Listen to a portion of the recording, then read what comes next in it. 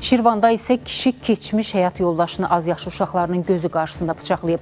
Hadisə şəhərin Heydər Əliyev prospektində yerləşən yaşayış binalarından birində qeydə alınıb. İzləyək.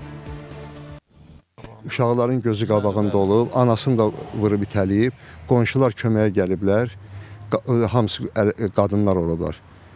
Azyaşlı övladları ilə işdən evə dönən Şirvan sakini 39 yaşlı Lamiyə Qambayevanı liftin qarşısında gözləyən keçmiş həyat yoldaşı Tural Qambayev ona 11 bıçaq zərbəsi vuraraq ağır bədən xəsarətləri yetirib. 6-da işdən çıxanda anası ilə bir yerdə gediblər, uşaqları da bunların yanında olub. 2 də qız uşağı, az yaşlı.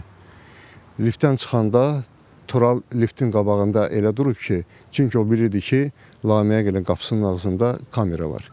O kamera düşməmədən ötürü düz liftin ağzında durub ki, heç bir kameraya düşməsin.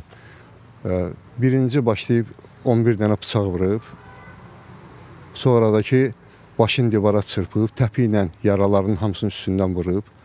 Bədəninin müxtəlif yerlərindən kəsilmiş, deşilmiş yaralar alan Lamiyə Qambayeva Şirvan xəstəxanasına yerləşdirilib və əməliyyat olunub. Ona bədənin çox saylı kəsilmiş, deşilmiş yaraları diaqnozu təyin olunub. Zəruri instrumental diaqnostik müayinələrdən sonra xəstədə cərrahi əməliyyat aparılıb. Hal-hazırda xəstə reanimasiya şöbəsinə yerləşdirilib, vəziyyəti orta ağırdır.